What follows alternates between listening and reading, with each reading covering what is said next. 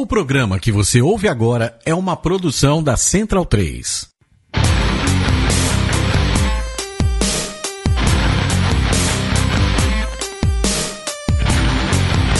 Começa agora o Xadrez Verbal.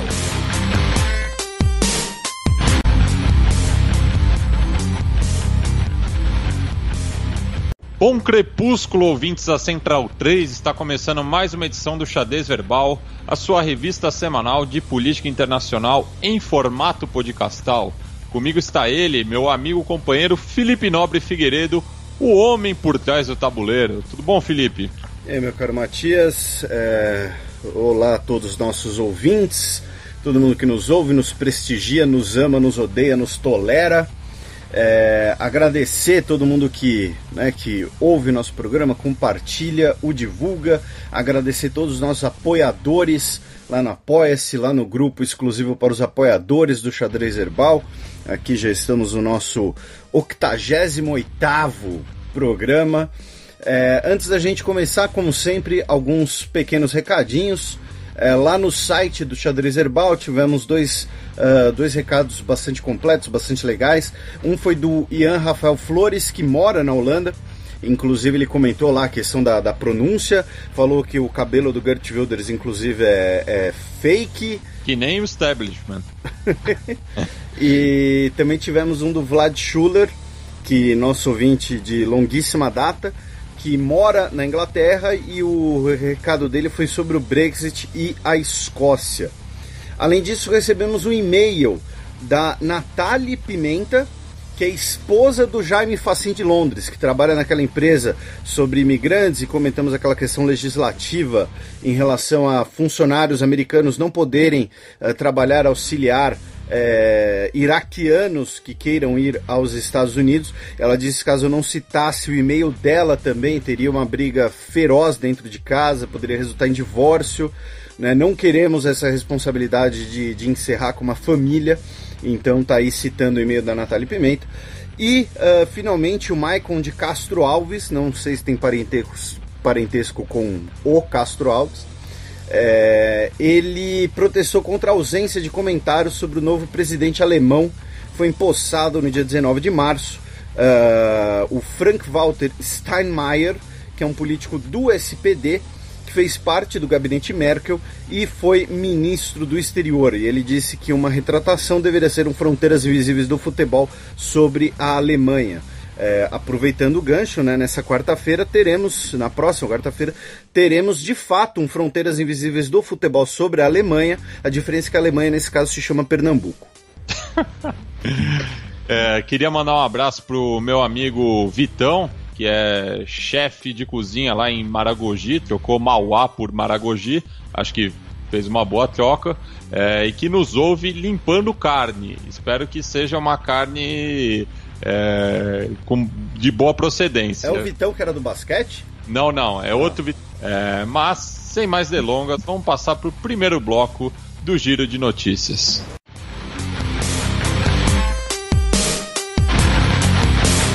Giro de Notícias.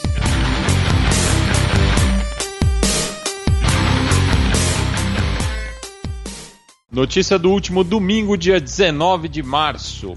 SPD confirma Schulz como rival de Merkel nas eleições alemãs. Ele, que tem um nome muito parecido com o autor do Snoopy, o Martin Schulz, ex-presidente do Parlamento Europeu. A gente já tinha comentado da sua indicação aqui no programa. Agora ele foi confirmado aí com apoio total do partido. Lembrando que SPD e CDU, o SPD, o Partido Centro-Esquerda, CDU, o Partido da América do Centro-Direita, fazem parte da mesma coalizão. Porém, eles vão disputar as eleições, porém um não vai conseguir governar sem o outro. Então é mais ou menos descobrir quem é o primeiro colocado, digamos assim, da coligação entre os dois. Ele que nas intenções de voto tem cerca de 30%, tecnicamente empatado com a Merkel, da CDU. Agora a gente vai fazer uma pequena migração, assim, uma transição degradê, né? A gente vem da Alemanha, agora é um assunto meio Alemanha, meio Estados Unidos. Né? No fim de semana viralizou aí, a gente mencionou no último programa, né, que a Merkel desembarcaria nos Estados Unidos na sexta-feira para se encontrar com o Trump, e nesse caso viralizou, se tornou motivo de deboche, de chacota, enfim, que o Trump teria se recusado a apertar as mãos da Merkel para os fotógrafos, né, depois de uma coletiva de imprensa. Assim, primeiro, quando eles se receberam, né, quando ele recebeu a Merkel, né, nós tivemos um aperto de mãos, nós tivemos ali sorrisos, aquela coisa bem protocolar. Eles tiveram suas discordâncias, digamos assim, depois de mais ou menos 2 horas de encontro, e aí eles estavam no salão oval, ali nas 2 poltronas, e os fotógrafos pediram para eles repetirem o gesto, para eles tirarem a foto. A Merkel claramente ouviu o pedido, se ficou, digamos assim, esperando a reação do Trump, inclinando para ele, e o Trump continuou na sua postura, ele não deu as mãos para a Merkel, né? A Casa Branca disse que o Trump não ouviu o pedido para repetir a foto, para novamente dar as mãos. Que o vídeo mostra claramente ele ignorando ela. Bem, aí é você que está dizendo, né? Precisamos... Imagem que está dizendo. Precisamos aí chamar um especialista em linguagem corporal, ou leitura labial do Fantástico, não sei, enfim, eles sempre só fazem isso no futebol quando é muito claro o que eles falaram. E, né, como já diria o zagueiro Rodrigo do Vasco pro juizão, né? Mas, nesse caso, e aí, enfim, a Casa Branca deu essa justificativa, mas como você disse, tem as imagens, e aí isso daí viralizou, virou motivo de chacota, tudo mais. E, finalmente, agora só nos Estados Unidos, nessa semana também tivemos, na terça-feira, o anúncio conjunto por Estados Unidos e o Reino Unido de restrições a passageiros que venham de 10 países de levarem laptops, tablets, câmeras e outros dispositivos eletrônicos na cabine, ou seja, esses objetos teriam que ser despachados, vindos da Tunísia, Marrocos, Egito, Arábia Saudita, enfim, isso deu uma certa discussão novamente, porém, nesse caso, o que tem que ser apontado são 2 coisas. Primeiro, um celular hoje é basicamente um microcomputador, né? Porém, estamos falando aqui de objetos, né? Um país é completamente soberano para decidir, para determinar como um avião vai chegar em seu território, e estamos falando de objetos, não de pessoas, né? Você restringir objetos na cabine por receio de terrorismo tem uma justificativa muito maior, tem uma plausibilidade muito maior, e é legítimo do que você simplesmente querer vetar pessoas generalizando, digamos assim, toda uma comunidade, enfim. Então, nesse caso, apesar da polêmica que deu, especialmente por conta dessa aparente contradição, né, do celular, é uma decisão legítima, cabe a cada país determinar as suas regras, né? Se o Brasil quiser determinar que não podem ir na cabine com, sei lá, com um pacote de castanha de caju, tem que despachar,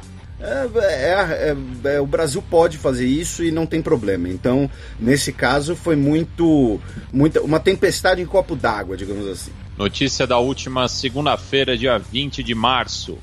Papa Francisco pede perdão pelo papel da Igreja Católica no genocídio em Ruanda. O Papa esteve com o presidente de Ruanda, né, o Paul Kagame, e a mulher dele no Vaticano. O encontro não foi em Ruanda, apesar de algumas pessoas terem se confundido aí. E abro aspas para o Papa. Imploro perdão a Deus pelos pecados e faltas da Igreja e de seus membros, entre eles padres religiosos e religiosas, que cederam ao ódio e à violência, traíram sua missão evangélica. Manifesto aprofundador da Santa Sé de toda a Igreja pelo genocídio contra os Tutsi e expresso solidariedade às vítimas e a todos que padeceram por esses trágicos eventos. O Papa ele já tinha feito uma recordação dessas mortes em 2014, E no caso, o Papa ele fez isso não por uma questão assim de se debater um envolvimento, digamos assim, direto da Igreja Católica, como se a Igreja Católica tivesse aprovado ou incentivado esse tipo de coisa, mas é porque Ruanda é um país de maioria católica, né? Então, parte do genocídio foi cometido por católicos, com a conivência ou liderança de católicos, então daí a postura do Papa. Notícia da última terça-feira, dia 21 de março. Ministro do Interior francês se demite por investigação de nepotismo.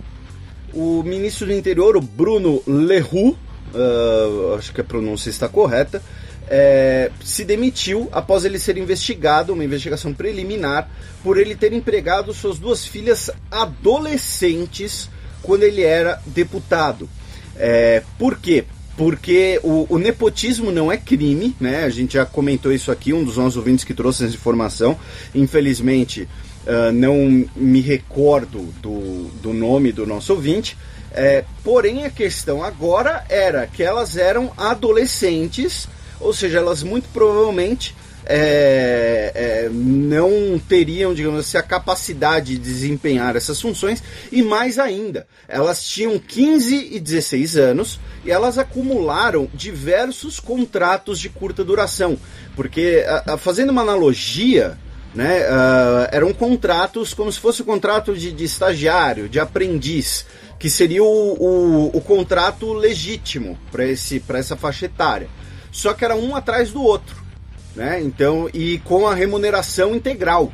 Então ele passou a ser investigado por essa questão, e aí decidiu renunciar ao cargo. Será o ministro do Interior, que é um dos principais cargos, né, no caso francês, será assumido pelo atual secretário para Comércio Exterior, o Mathias Fekl.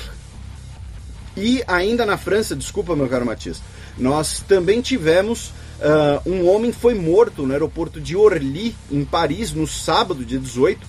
O aeroporto de Orly é o segundo aeroporto de Paris, né? Que em São Paulo você tem Guarulhos, Congonhas, lá você tem Charles de Gaulle e Orly, mas mais ou menos isso, né? Um homem foi morto no sábado, pois ele tentou pegar a arma de um militar da vigilância antiterrorista, mais ou menos 8h30 da manhã, horário local, e ele tentou pegar a arma e entrar em um comércio do aeroporto. E aí vários agentes do aeroporto seguiram para o local e balearam o cara, mataram o cara, que não revidou os disparos, ninguém mais foi ferido.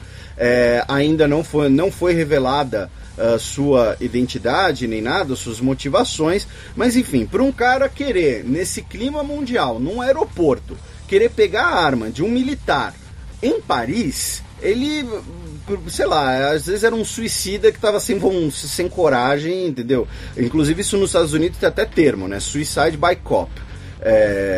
Mas enfim, convenhamos, né, não dava para esperar um resultado muito diferente. Falando em Estados Unidos, notícia da última quarta-feira, dia 22 de março, ataque liderado pelos EUA mata 33 em escola perto do bastião do auto-intitulado Estado Islâmico na Síria. Por que você falou EUA? Porque eu já tinha falado dos Estados Unidos. Ah, tá, você não queria ficar repetitivo, então você apelou para uma... A sigla. Entendi. Em Raqqa, né, uma cidade que talvez hoje, né, com a ofensiva de Mossul, talvez seja a principal cidade ainda sob controle do Daesh. Pelo menos, no mínimo, é a principal cidade sob controle do Daesh na Síria, né?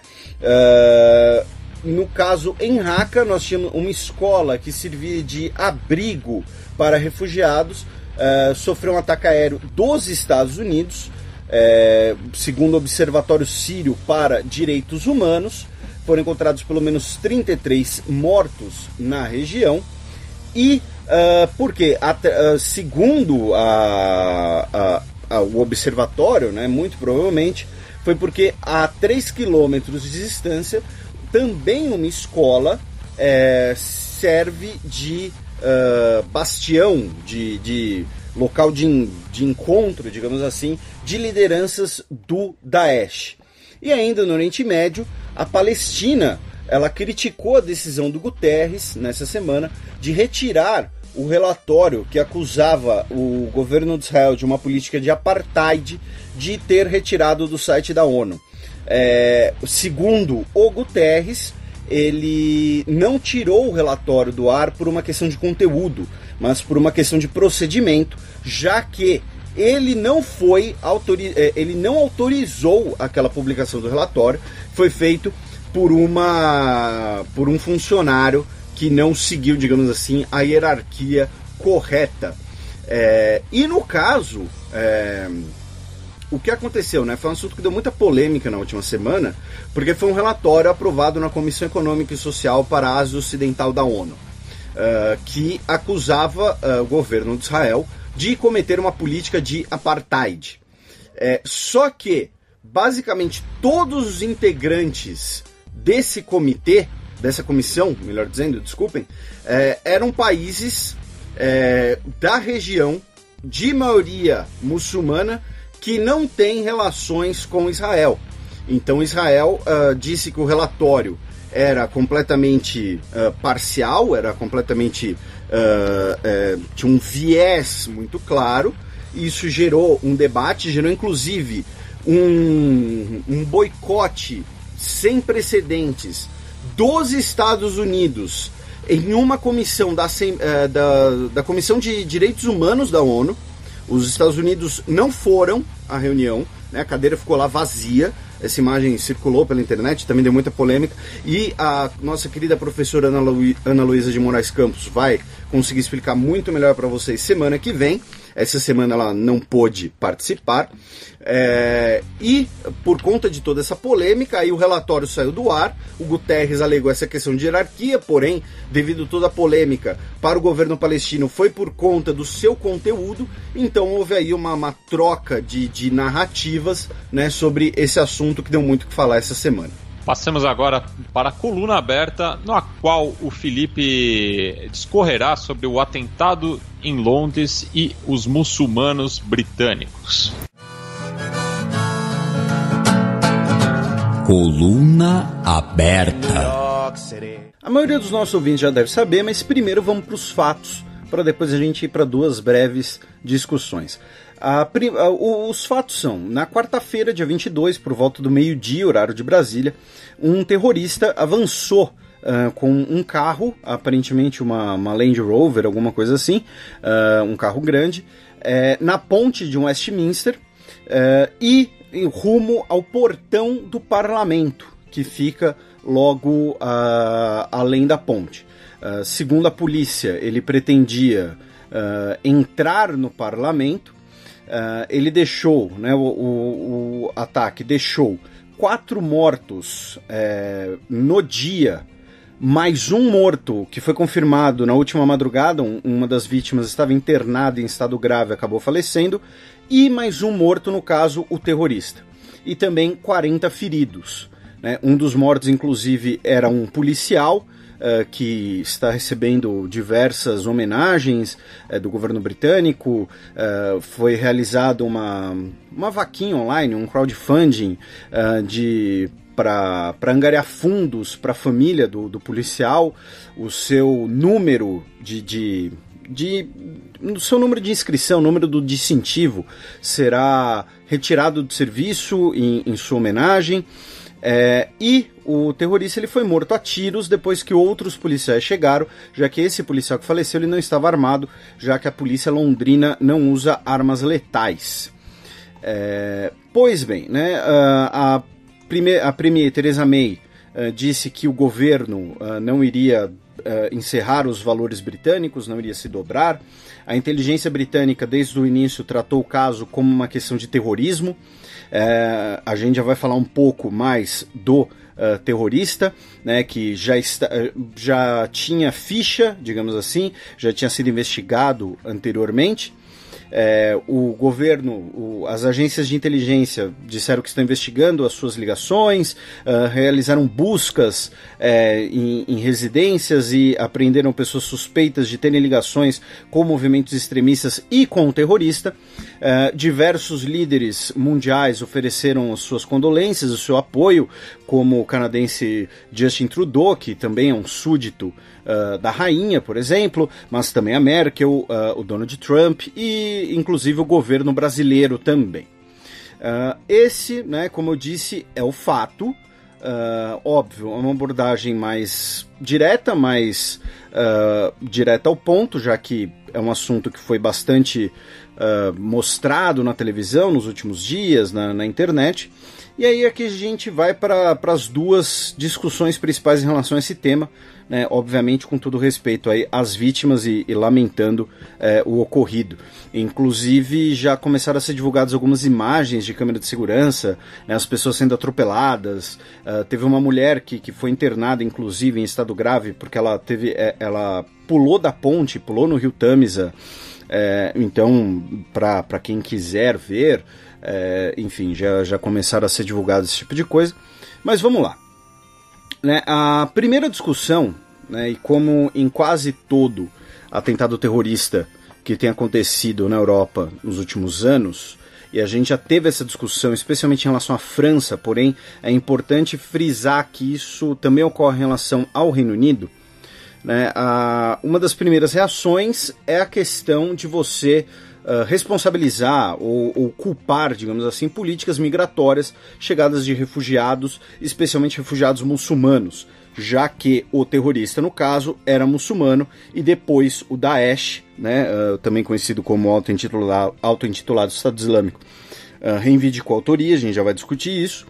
Então essa é uma das primeiras reações, né? E deixando de lado discussões éticas, discussões filosóficas ou religiosas, tem uma questão muito pragmática que tem que ser colocada aqui, né? Assim como no caso francês, repito, né? Alguns dos nossos ouvintes talvez já saibam o ponto que eu vou chegar, né? Que é o seguinte, o terrorista, sua identidade foi revelada como de Khalid Massoud, de 52 anos. A sua primeira condenação policial remonta a 1983. Ele chegou a ser preso em 2003 também por posse de arma branca. Ele era um professor de inglês. Ele tinha 3 filhos. Ele, segundo matérias, né, e aí estamos falando, né, do Reino Unido, né, o lar dos tabloides sensacionalistas, então toda a vida do cara basicamente é revirada, né? Segundo vizinhos, ele era uma pessoa reservada, ele era um cara calmo, que gostava de cuidar do seu jardim, né? Isso é curioso, várias matérias, não sei se entrevistaram a mesma pessoa, né, a mesma vizinha, mas sempre falam muito do gosto dele pelo jardim.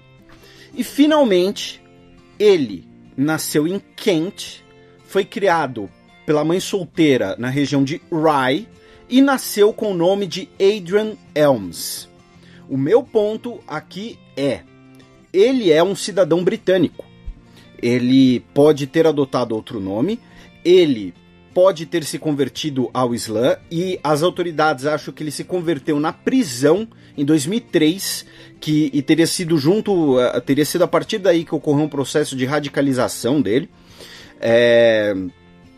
Ele era, né, aparentemente pai de família, gostava de cuidar do seu jardim, mas principalmente ele era um cidadão britânico, nasceu com o nome Adrian Elms, e aí eu fui pesquisar na base de dados, né? Tem uma base de dados muito, né? Hoje é muito comum na internet, né? Fica até a sugestão aí para os nossos ouvintes, né? Por conta de imigração e de descendência, né? Quem quiser achar as raízes do seu sobrenome, né? Muitas vezes sites governamentais, sites de censo tem informações sobre os sobrenomes, né? E o primeiro registro do sobrenome Elms é de 1273, ou seja, estamos falando de um sobrenome bastante britânico, né? Um sobrenome bastante anglo-saxão, no caso.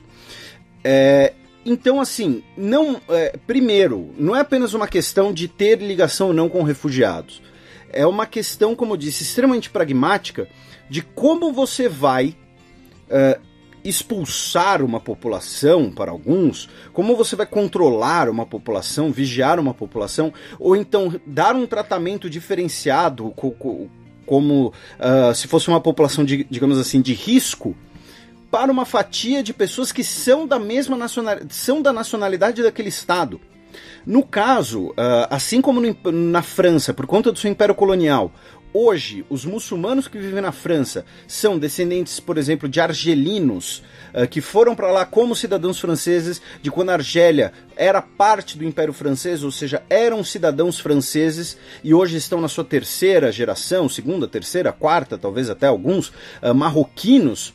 No caso do Reino Unido, nós temos uma grande parcela da população que é formada por pessoas originárias do seu antigo Império Colonial.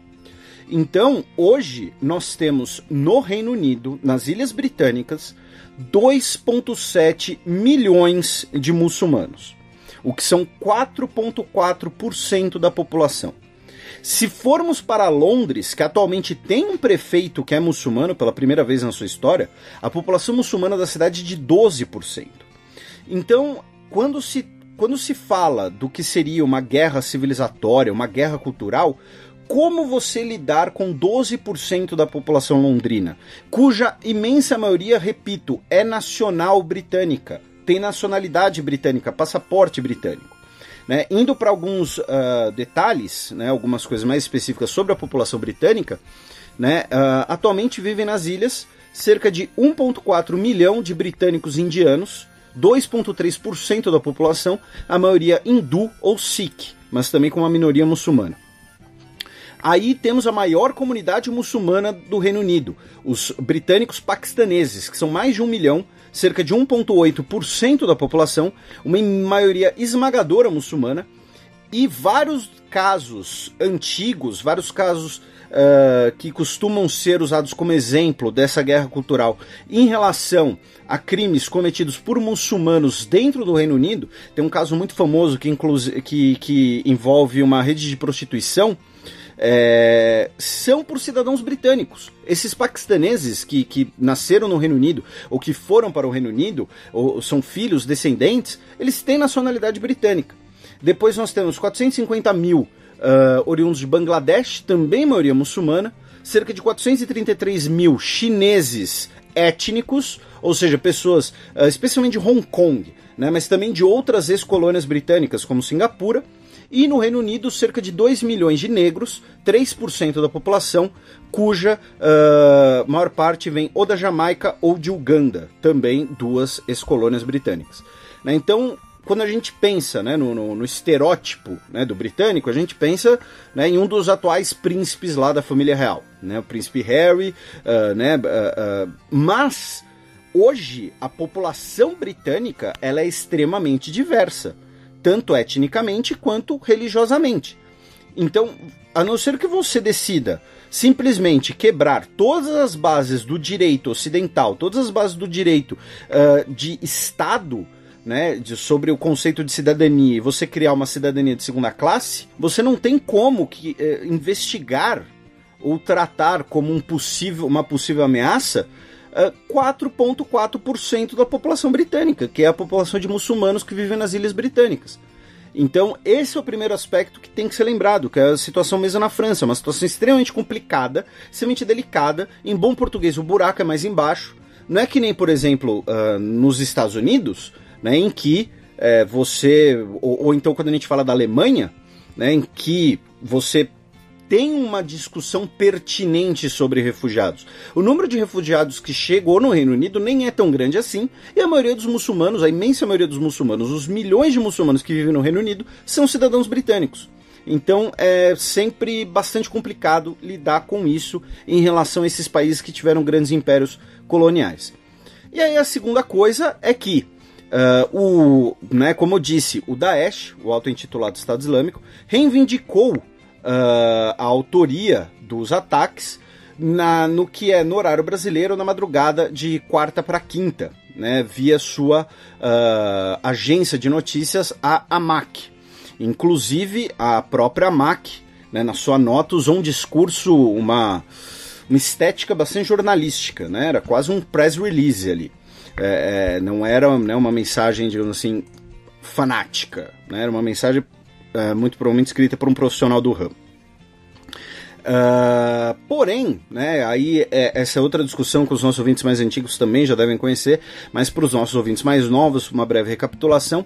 O que acontece? O Daesh, né, ele envia pelos seus canais de mídia, pelos seus canais do Telegram, sites e tudo mais, ele envia mensagens de incentivo a atos terroristas e instruções de coisas que podem ser feitas, né? Como, olha, se você tiver um carro, use seu carro para atropelar pessoas. Se você tiver uma faca, esfaqueie as pessoas. Se você não tiver nada, pegue uma pedra e apedreje as pessoas. E existe uma discussão, tanto no mundo acadêmico, quanto no mundo jurídico, quanto no meio jornalístico, sobre a efetiva ligação do Daesh com diversos ataques desses tipos. Né? Se você inspirar um ataque, é ligação suficiente para aquele grupo poder reivindicar. Tem um episódio, tem um programa interessante sobre isso do Anticast, na qual eu participo, junto com a professora Ana Luísa também, por exemplo, o João Carvalho, em que a gente discute um pouco esse assunto, nós não temos as mesmas opiniões, e nesse caso, né, eu sou particularmente, né, aqui falando já num aspecto de análise, o fato é, o Daesh reivindicou o ataque na madrugada de quarta para quinta. Né? Agora, na minha análise, o Daesh ele faz isso para reivindicar o que eles consideram uma glória e ter impacto midiático. Né? Parecer que eles estão numa ativa, quando muitas vezes não existe ligação. Né? O terrorista, no caso, ele poderia estar em alguns canais do Telegram, poderia ter visto alguns vídeos, alguma coisa assim, mas ele não recebeu treinamento, não recebeu investimento, não recebeu financiamento, nada disso. Ao contrário do que aconteceu na França ano passado. Né? Nesse caso, é aquela questão de você copiar, né? O copycat. E especialmente em relação a esse caso, nós temos dois aspectos muito interessantes, que é o seguinte: primeiro, ainda no dia 23, na quinta-feira, na quarta para quinta, o Daesh soltou uma das suas publicações semanais, a Al-Naba, e o ataque em Londres não estava na publicação, não estava no né, em inglês eles falam newsletter, né? Eu não quero dizer que é o jornalzinho do Daesh, mas enfim. Então o ataque de Londres não constava, ou seja, não havia uma comunicação prévia, um saber prévio do atentado. E mais curioso ainda, na tarde do dia 23 ainda, na tarde do dia 22, na quarta-feira, enquanto os eventos, né, se desenrolavam, vários canais ligados ao Daesh identificaram errado o atacante, o terrorista, né, dizendo que ele seria um inglês que nasceu com o nome de Trevor Brooks, atualmente usa o nome Abu Izzadin, que está preso. O seu advogado, inclusive, entrou em contato com veículos de imprensa para dizer que ele estava na prisão, não tinha como ele ser o atacante, mesmo alguns canais do Daesh dizendo que havia sido ele e ele seria, né, um soldado aí do Daesh. Ou seja, o Daesh claramente, nessa história do ataque de Londres, entrou depois, querendo a glória, a repercussão, seja o que eles pretendam, mas não há uma ligação material, uma ligação conclusiva prévia entre o Daesh e o terrorista de quarta-feira.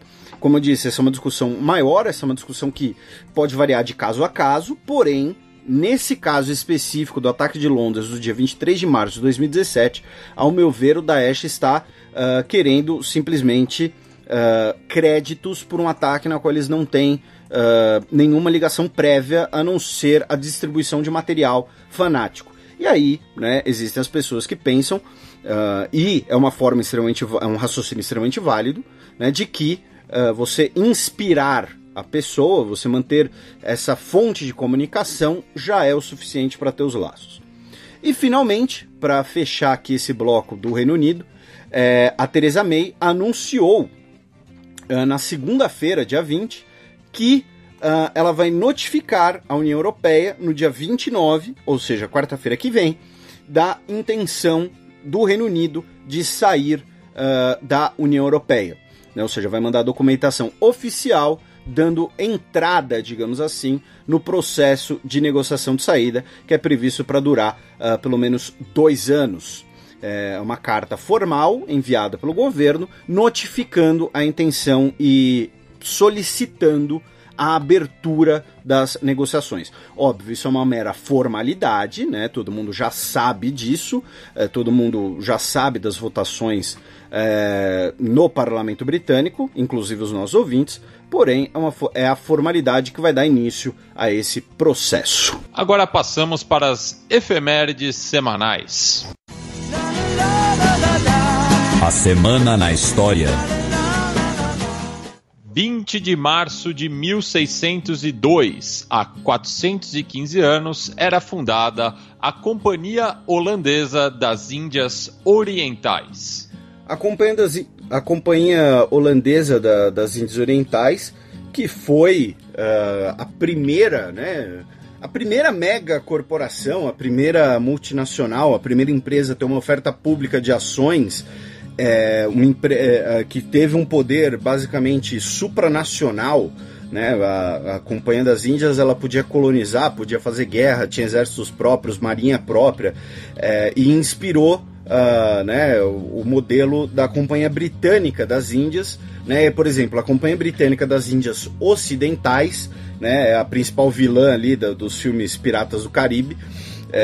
E a Companhia Holandesa das Índias Orientais tem uma história riquíssima, uma história muito curiosa, né, mostrando aí uma questão da união entre poder estatal e poder financeiro, tomando uma proporção gigantesca há 400 anos atrás, né? Ela viveu o seu auge aí há 300 anos atrás, mas mostrando que isso não é de hoje, digamos assim.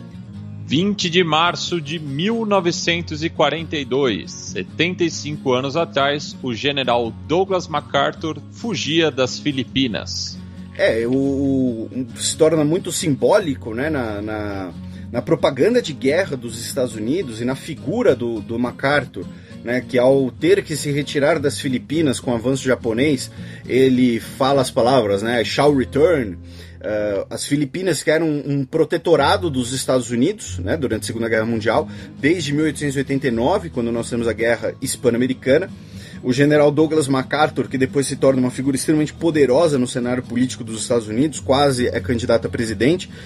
Na Guerra da Coreia, ele queria usar a bomba nuclear, que nem você usa biribinha de festa junina. Ele queria basicamente fazer terraplanar a China, praticamente. Esse é um evento muito importante na narrativa dos Estados Unidos na Guerra do Pacífico, que é, digamos assim, é o ponto mais baixo dos Estados Unidos na Guerra do Pacífico. A partir desse momento, eles passam a ter ofensivas e passam a virar o jogo contra os japoneses. 25 de março de 1957. Há 60 anos era assinado o Tratado de Roma. Amanhã o Tratado de Roma faz aí aniversário, vira sexagenário. Tratado de Roma que basicamente estabelece, né, a Comunidade Europeia, né, que será depois a União Europeia. Ou seja, dá para dizer que a União Europeia está aí fazendo 60 anos, embora um pouco, né, combalida, discutida, mas está aí 60 anos o Tratado de Roma. Para os nossos ouvintes que são CACDistas, né, estudam para o concurso de admissão à carreira diplomática, né, é sempre um tema bastante presente na prova de PI, na prova de política internacional, então fiquem aí de olhos atentos. Passemos agora para o match, onde daremos um giro aqui pela vizinhança.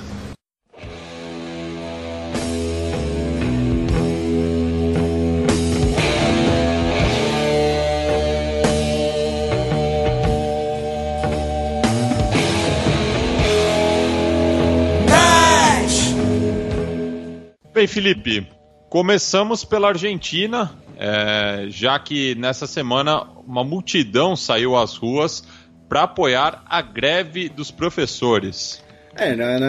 Da Argentina vem o que talvez são as duas principais notícias, né, da nossa vizinhança. A primeira é essa, né, que você mencionou.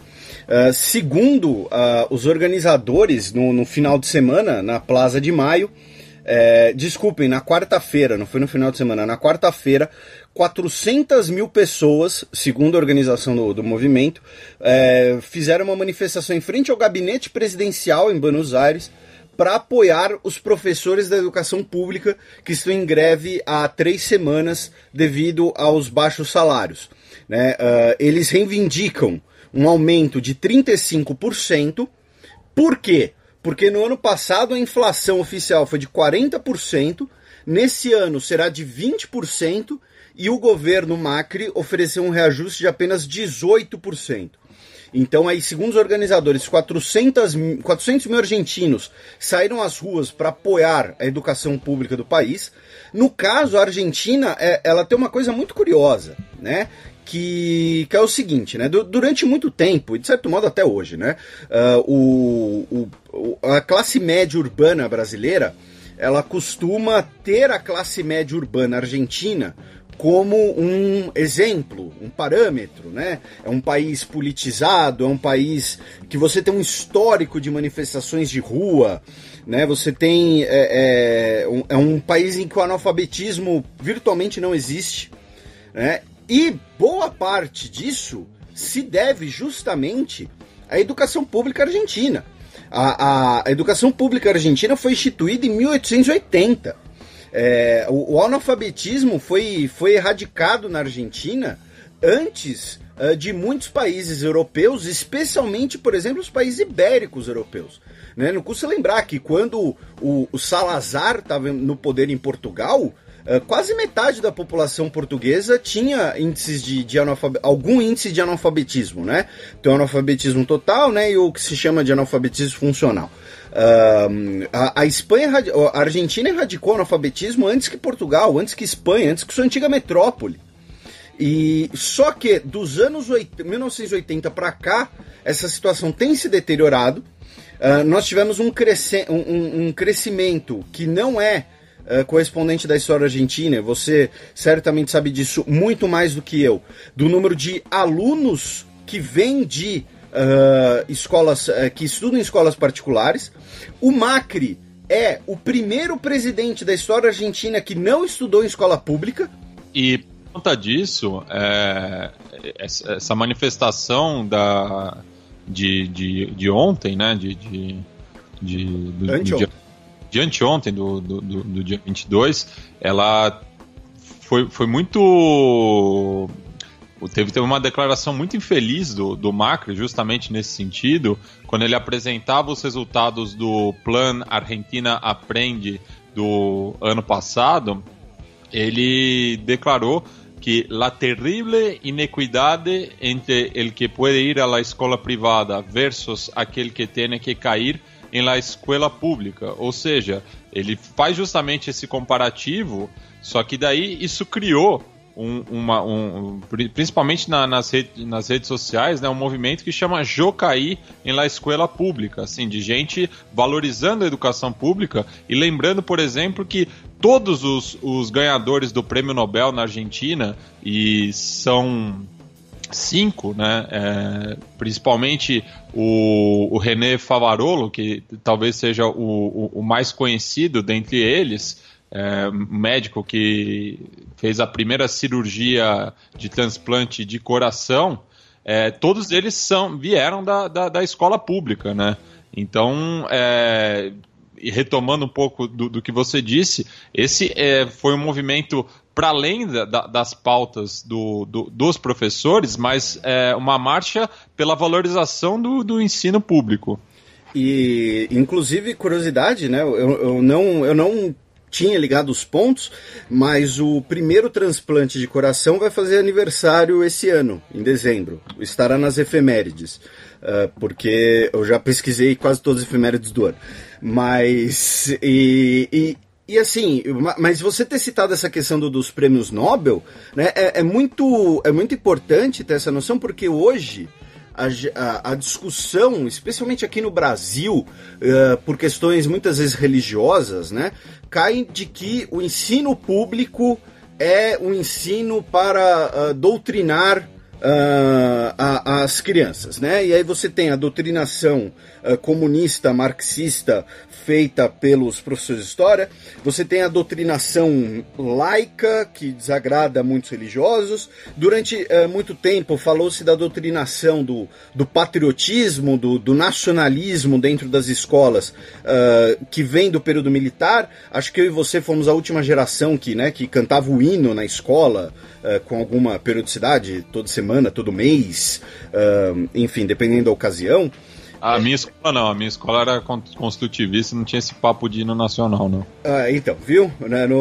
No meu caso, eu cantei, acho que eu me lembre, era a primeira quarta-feira de todo mês. Só que aí, dependendo da ocasião, tinha algumas datas que também tinha atividades, digamos assim, solenes. Só que assim, a principal questão é o seguinte,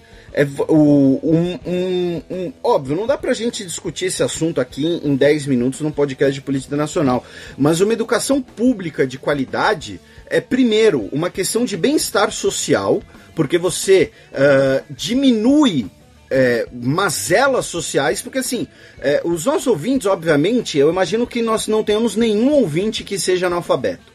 Mas imagine você ser analfabeto, né? A quantidade de possibilidades, de oportunidades que isso lhe fecha e a série de problemas que isso lhe causa, e ninguém é uma ilha, né? Quando vivemos em sociedade, então assim, primeiro é uma questão de bem-estar social, é uma questão de você ter uma sociedade saudável, digamos assim. Assim como você ter um bom saneamento básico, né? A gente tem que ter um limite entre o total coletivismo e o total individualismo. E você ter uma educação pública de qualidade é sinal de uma sociedade saudável. Quando a gente olha para diversos outros países e vemos a qualidade da educação pública, e principalmente a gente vê uma educação pública de qualidade que vem de séculos atrás, que vem de países que são... A economia argentina é muito menor que a nossa economia. Então, assim, se a Argentina pôde, durante mais de um século, né, ter uma educação pública que rendeu nobres, que rendeu todos os seus chefes de Estado... que rendeu como a gente mencionou, né, uma classe média politizada, ativa, leitora, e aí politizada tanto a esquerda quanto a direita, enfim, o que seja, e que muitas vezes a classe média urbana brasileira olha e fala, poxa, se o Brasil fosse um pouco mais como a Argentina e tal, só que aí você vai ver o motivo disso, e muitas vezes ele é deixado em segundo plano, ele é rejeitado. Então, enfim, né, é uma discussão bastante longa, né, mas fica aí a questão de como na Argentina isso tem um espectro muito grande, essa questão do ensino público universal de qualidade. E o que não impede a pessoa que deseje, que queira frequentar uma escola construtivista, né, ou frequentar uma escola confessional, também, por exemplo. Eu fiz o meu, né, eu já mencionei isso aqui, fiz ensino médio em colégio católico, porque acho que era, né, a última tentativa da minha mãe de evitar que eu me desgarrasse.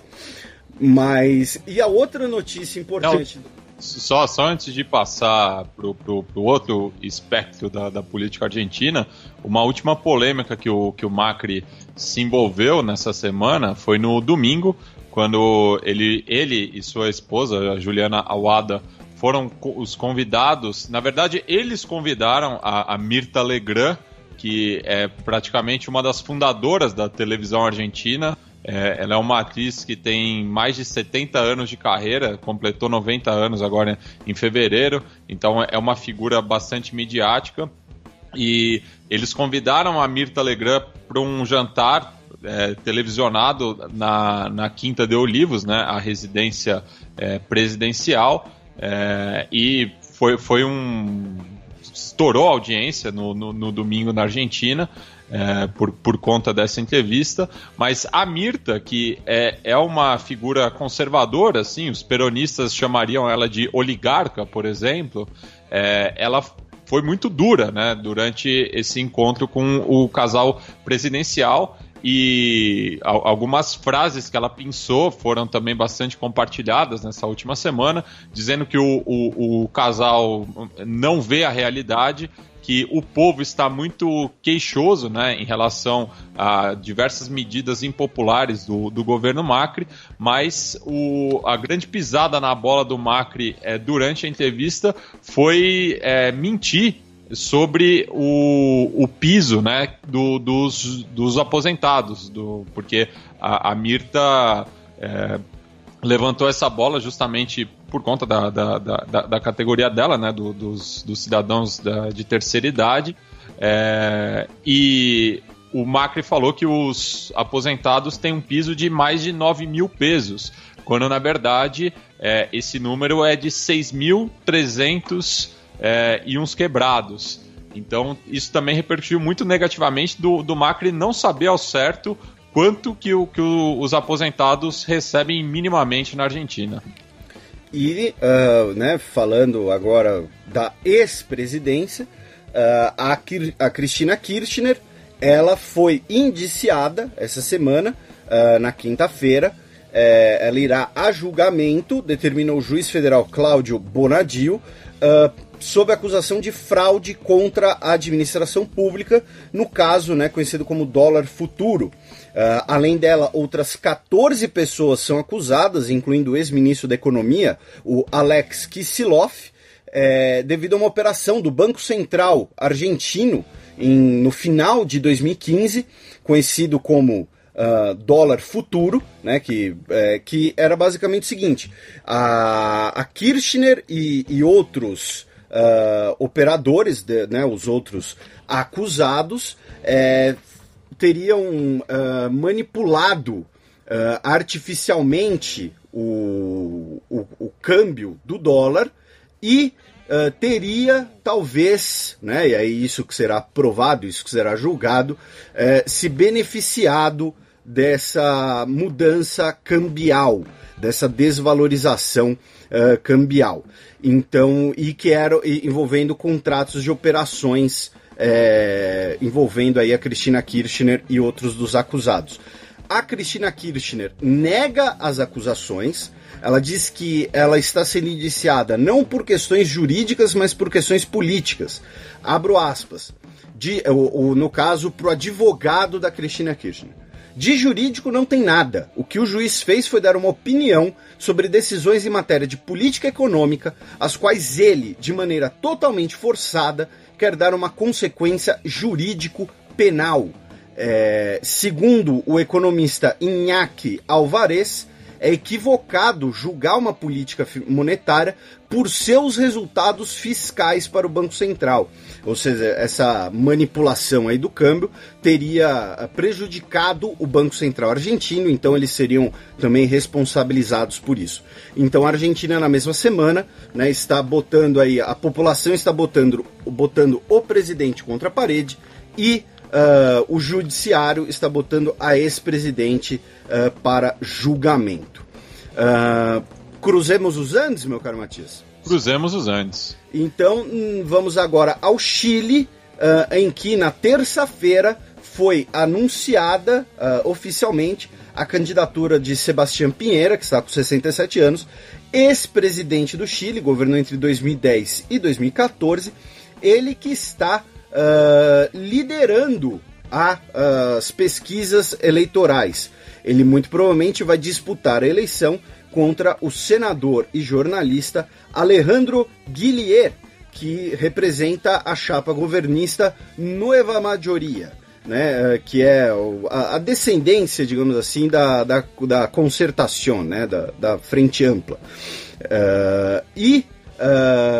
O Piñera, que é um candidato de direita, né, um candidato no cenário político chileno de direita, ele estaria aí com 29% das intenções de votos contra 95% do Guillier.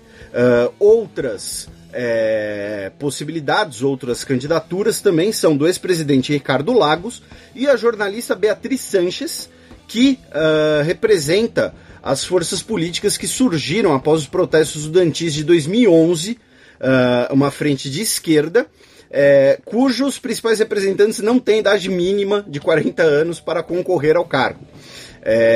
O Pinheira, que durante muito tempo ele sofreu aí com uma suspeita, digamos assim, uma discussão, um debate muito parecido com o que sofre o Macri hoje, né, de que ele, quando foi presidente do Chile, teria misturado os interesses do Estado com seus interesses como empresário. Ele, inclusive, antes de assumir, né, a presidência, eu até escrevi isso uma vez no Xadrez Verbal, ele teve que vender as ações dele tanto na LAN quanto no Colo-Colo, que são duas instituições de interesse público chileno. E a LAN, que hoje, né, é a Latam, né? Ao mesmo tempo, a Bachelet, ela está com talvez a sua pior aprovação, cerca de 20% apenas. No começo do ano era 23%, caiu para 20%, porque nós tivemos escândalos de corrupção, né, no caso envolvendo o filho da Bachelet. Agora, a sua filha também está envolvida, também está sob suspeita por ter comprado um terreno numa área de projetos de mineração. Ela teria informações privilegiadas nessa compra. E também tivemos os incêndios, né, recentes no sul do país, que teriam também afetado a imagem da Bachelet. Ou seja, no Chile, e aí quando você olha, né, que os dois principais candidatos têm respectivamente 29% e 25% das pesquisas eleitorais, tá meio que, né, acho que o menos rejeitado que vai ser escolhido, né, não o mais votado. E ainda em relação ao Chile, nós tivemos nessa semana, na terça-feira, a entrega da réplica boliviana contra o Chile na Corte Internacional de Justiça em Haia, né, o embaixador da Bolívia em Haia, o ex-presidente Eduardo Rodrigues Veltzé, entregou a réplica devido à reivindicação boliviana de negociar com o Chile uma saída para o mar. Né? Lembrando que isso é uma tensão que já vem mais de século. Né? A Bolívia ela tinha saída para o mar ali na região de Antofagasta, porém a perdeu na guerra do Pacífico contra justamente quando Bolívia e Peru foram derrotados pelo Chile. Só que, além dessa discussão em Haia, né, lembrando, não confunda, a Corte Internacional de Justiça, que fica em Haia, ela é para debater assuntos entre estados. O Tribunal Penal Internacional, ele move ações contra indivíduos, tá? Não façam essa confusão, senão a professora Ana Luísa vai puxar o pé de vocês. Só que, como um agravante, nessa semana nós tivemos a prisão de 9 bolivianos na fronteira entre os dois países, incluindo 2 militares que estavam em território chileno sem autorização do governo local. A gente já teve diversos contratempos, digamos assim, e o governo chileno alegou que os bolivianos detidos queriam roubar caminhões ali na região. Ou seja, está acusando 2 militares bolivianos de terem roubar caminhões em território chileno. Então esses contratempos entre os dois países são bastante complicados. E agora, indo para o norte do continente, né, na Colômbia, o ex-presidente uruguaio Pepe Mujica e o ex-presidente espanhol Felipe González vão liderar o componente internacional de verificação do acordo de paz entre Farc e Colômbia. Né? E aí nós temos claramente um nome que agrada as Farc, né? o Pepe Mujica, e um nome que agrada ao governo, mais especificamente setores mais conservadores do governo colombiano, né? Um ex-presidente espanhol, que, como o Matias já brincou aqui, né? Os conservadores colombianos moram na Espanha, né? Um negócio assim. Sim. Então eu tinha falado dos conservadores latino-americanos como um todo, mas serve para os colombianos, que foi uma vez que eu estava fazendo uma brincadeira com o O Mário Vargas Llosa. Isso, foi em relação a Vargas Llosa. Então nós temos aí, né, um nome de esquerda e um nome mais à direita, embora o Felipe González, né, ele não possa, né, ele foi do Partido Socialista Operário Espanhol, né, ele foi do PSOE, que é como se fosse, digamos assim, o PT espanhol, ou seja, dentro do espectro político espanhol, ele está à esquerda. Mas o fato de ser um nome do governo espanhol agrada muito o governo colombiano, né? Não é mais um líder latino-americano, porque temia-se que isso criasse aí um desequilíbrio, digamos assim.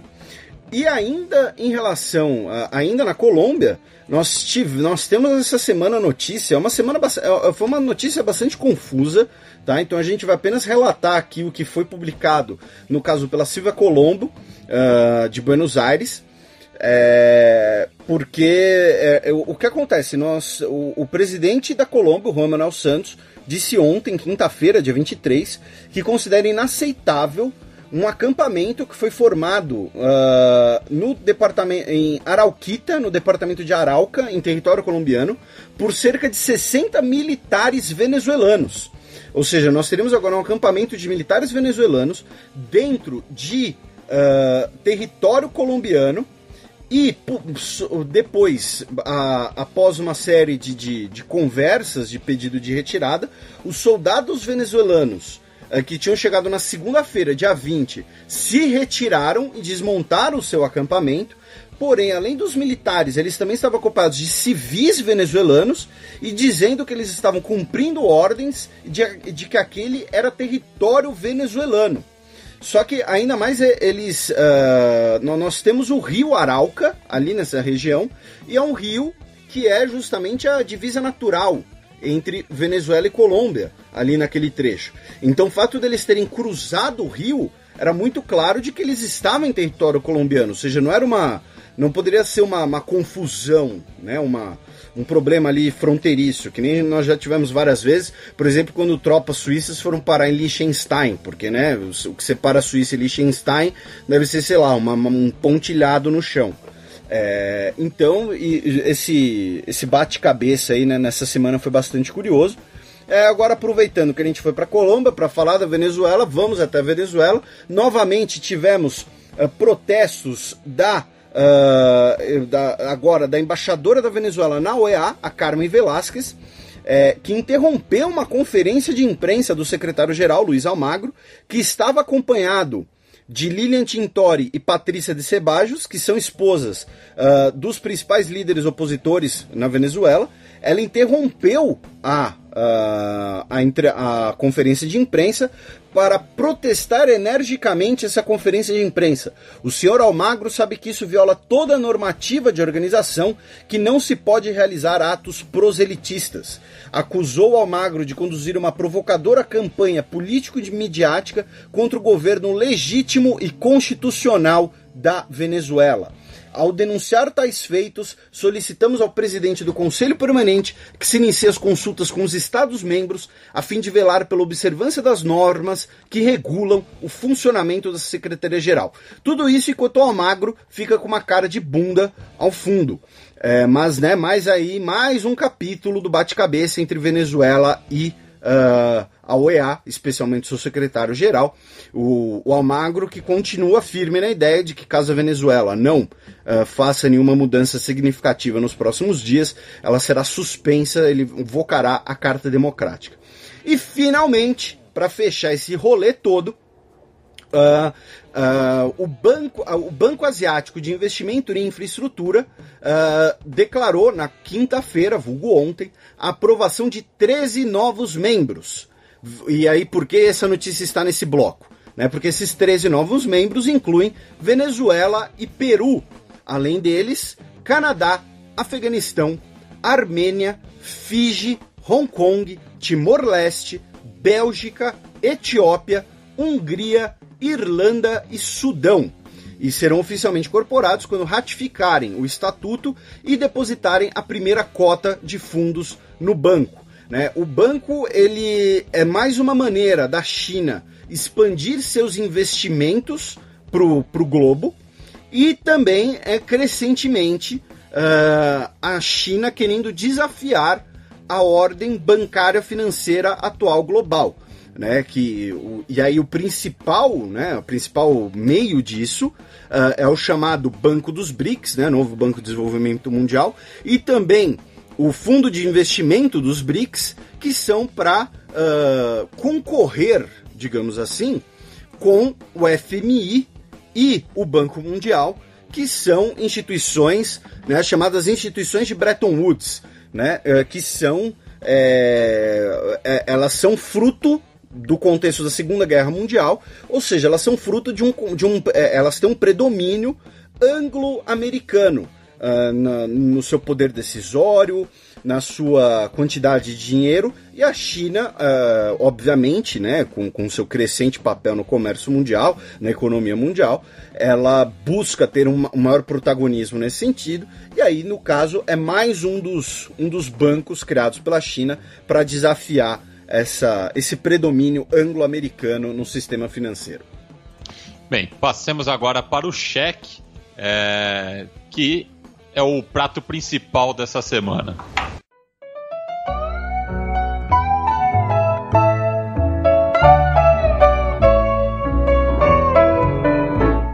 Cheque.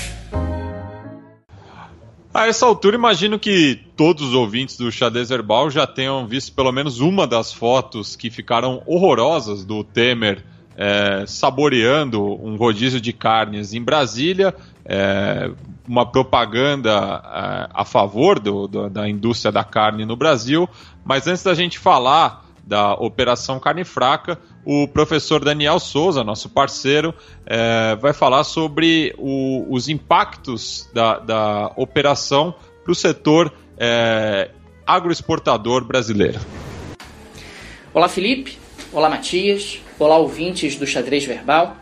É um grande prazer participar mais uma vez do programa, um programa que eu ouço todas as semanas através do podcast, assim como ouço sempre também o Fronteiras Invisíveis do Futebol. Hoje me cabe falar um pouco sobre os impactos econômicos do Carnegate. Carnegate, a operação da Polícia Federal realizada na última sexta-feira, que levantou uma série de problemas e de irregularidades na produção de carne no Brasil. Não só de carne vermelha, não apenas de carne vermelha, mas também de carne de frango e de suínos, ou seja, na produção de proteína animal de uma forma geral.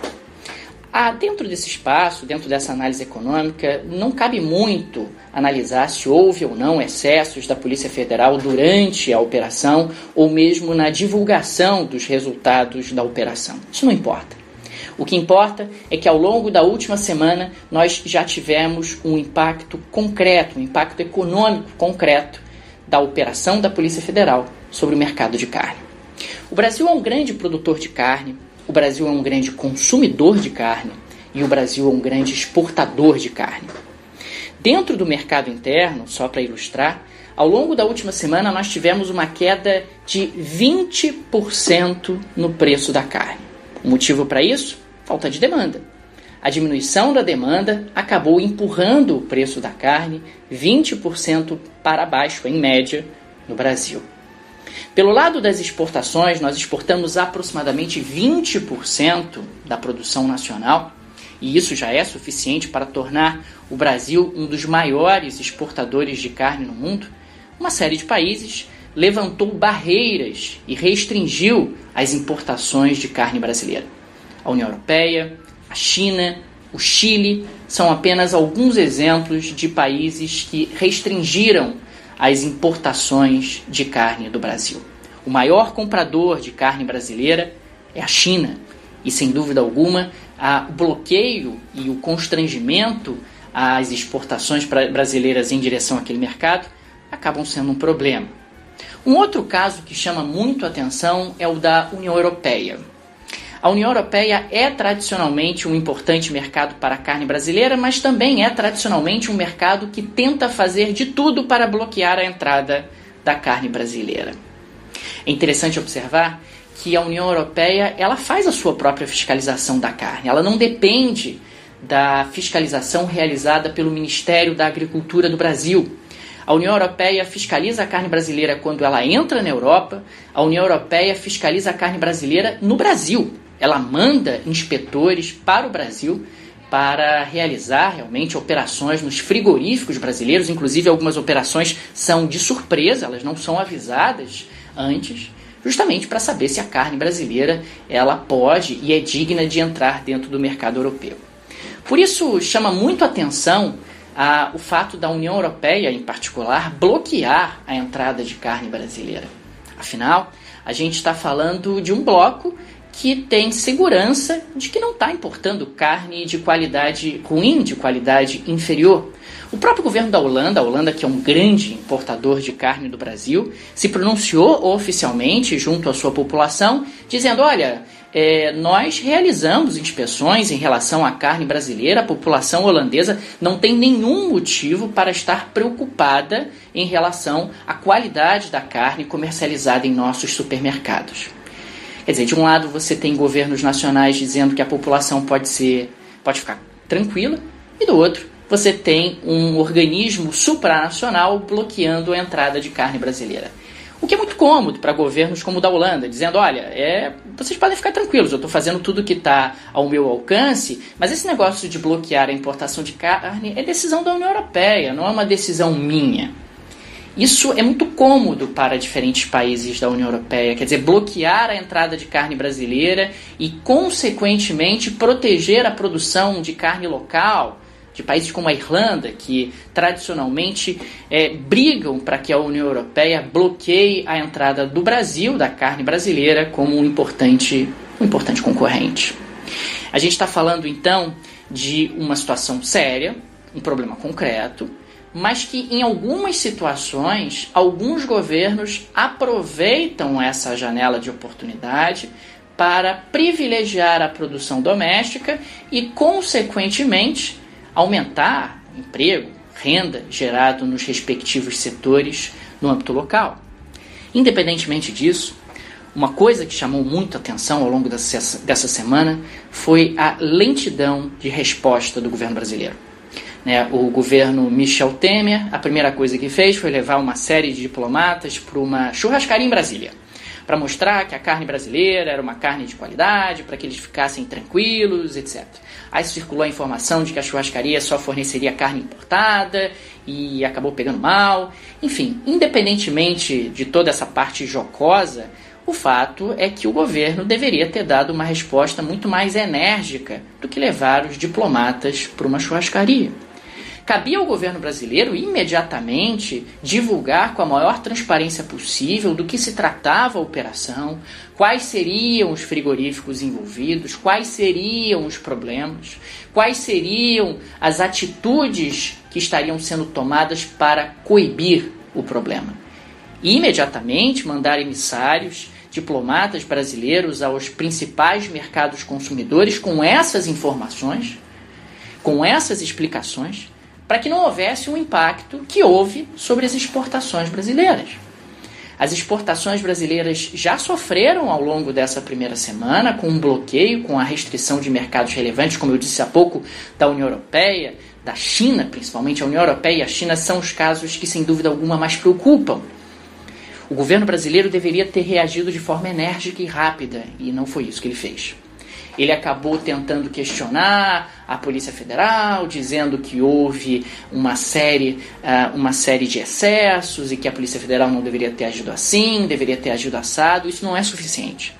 Você teria que mostrar com a maior transparência e maior rapidez possível qual é o problema, o que estava sendo feito para enfrentar o problema e comunicar isso o mais rápido possível para os principais mercados brasileiros, os mercados para a carne brasileira. Ainda bem que alguns países como a Arábia Saudita e o próprio Irã e a Rússia não restringiram as importações de carne brasileira, justamente por saberem que a carne que eles importam não está correndo maiores riscos em função justamente das inspeções que são feitas localmente, nos próprios portos de importação, na entrada do produto, como também nos centros produtores no Brasil. Os países do Oriente Médio, a Rússia, também fazem a mesma coisa. Eles inspecionam a carne quando chega e eles inspecionam a carne quando é produzida no Brasil. Então, eles não tiveram que suspender as suas importações de carne porque eles se sentiram absolutamente tranquilos e porque nesses mercados há, sem dúvida alguma, menos pressão local para que haja um bloqueio às importações de carne do Brasil. O que eu quero colocar no final das contas é que existe muita economia envolvida nessas discussões diplomáticas, que existe muito dinheiro envolvido. O negócio de carne é um negócio extremamente lucrativo e que tem muita gente só esperando algum tipo de fraqueza, de falha do produtor brasileiro para tentar morder um pedaço do mercado nacional. Mais um dado interessante para ilustrar realmente a gravidade da situação e do impacto sobre o setor de carnes no Brasil. Ao longo dessa semana, a JBS, uma das empresas envolvidas no olho do furacão do Carnegate, decidiu suspender a produção durante 3 dias em 33 dos seus 36 centros produtivos. Motivo? Falta de demanda. Não adianta eu continuar produzindo porque eu não tenho para quem vender. Então, observe o impacto e a dramaticidade da situação. A gente tem no Brasil estados, como é o caso de Santa Catarina, onde aproximadamente 30% do PIB depende da produção de proteína animal, boa parte dessa produção de proteína animal exportada. Daqui para frente, os desdobramentos do Carnegate vão depender essencialmente da reação do governo brasileiro, da capacidade do governo brasileiro de comunicar ao mercado interno e ao mercado externo a realidade da situação para que nós possamos tentar minimizar, mitigar os efeitos do Carnegate sobre a credibilidade do produto brasileiro e o mais rápido possível nós possamos voltar a ter carne de qualidade sendo comercializada dentro do Brasil e sendo exportada para os nossos principais mercados. Gente, é isso que eu tinha para conversar com vocês hoje. Eu fico à disposição para quaisquer dúvidas. O pessoal que quiser me contactar pode fazê-lo através das redes sociais, do Facebook, do Twitter. E eu queria mais uma vez agradecer a oportunidade de participar do Xadrez. Um grande abraço. Tchau, tchau. Bem, Felipe, o Temer levou, né, uma comitiva com ministros e embaixadores a uma churrascaria chamada Steak Bull para valorizar a carne brasileira. Eu acho que começa daí, né? O que aconteceu com o Sinuelo dos Pampas, o Novilho de Ouro, qualquer nome mais ligado ao setor da pecuária brasileira? Primeiro, né, agradecer aqui ao nosso querido Daniel.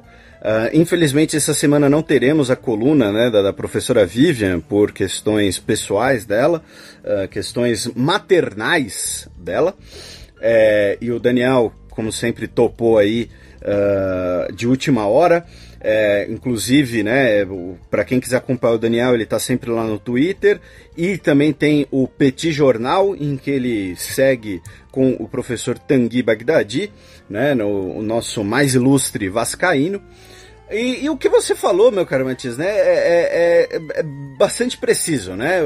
Assim, se você vai querer melhorar a imagem do gado brasileiro, da carne brasileira, você leva num lugar chamado Steak Bull, né?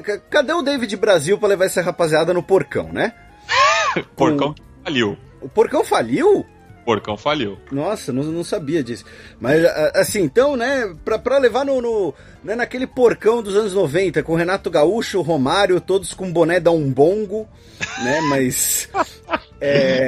então, assim, pra começar, aí veio, né, a polêmica, né, assim, participaram do jantar. O cerimonial não divulgou os países que participaram, né, mas participaram do jantar 19 embaixadores, 8 encarregados de negócios, ou seja, 27 países representados, além dos ministros Moreira Franco e o Blairo Maggi da Agricultura.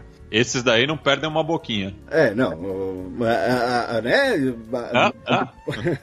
Mas assim, e aí, além do nome Steak Bull, vão lá entrevistar um dos gerentes da casa, o cara, né? E assim, infelizmente, pode ser que esse cara venha pagar até alguma represália no futuro, mas o cara foi simplesmente honesto. Ele virou e falou, olha, não, a nossa churrascaria é tão boa, mas tão boa que a gente sequer serve carne brasileira. Nossa picanha australiana, inclusive, é muito famosa. Aí depois veio outro gerente, e quem quiser tem os áudios disso na internet, né, dessa pataquada.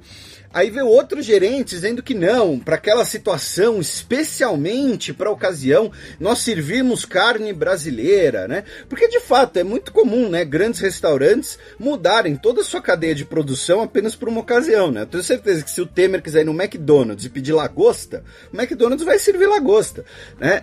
Então assim, para começar, né, esse negócio de churrascaria foi sensacional.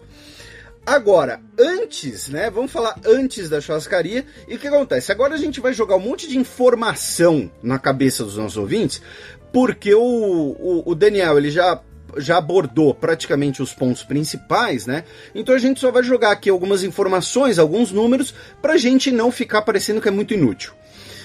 Então assim, primeiro, a própria operação, como o Daniel disse que não cabia discussão no áudio dele, mas lembrou dessa discussão, né? A própria operação ela é bastante discutível, né? A Operação Carne Fraca, que ela foi divulgada aí pela Polícia Federal.